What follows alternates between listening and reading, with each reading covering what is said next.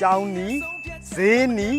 မြို့ကြီးနဲ့အနီးဆုံးမိန်းလမ်းမကြီးရဲ့ဘေးလှိုင်သာယာနဲ့အနီးဆုံးမြို့ဖြစ်တဲ့ထန်းတပင်မြို့နယ်ရဲ့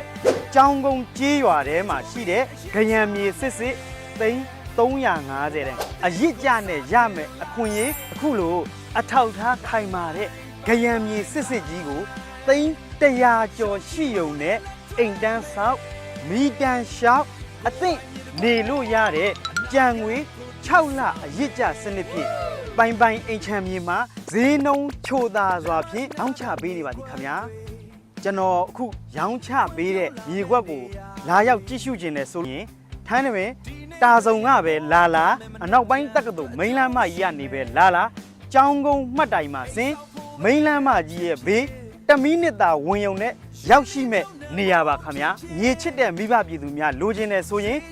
ပိုင်အိမ်ချမ်းမြေဖြစ်တဲ့39 ခွန်6 4 လုံး 98 9 ခွန်ကိုအញ្ဆုံးဆက်သွယ်လိုက်ပါခင်ဗျာ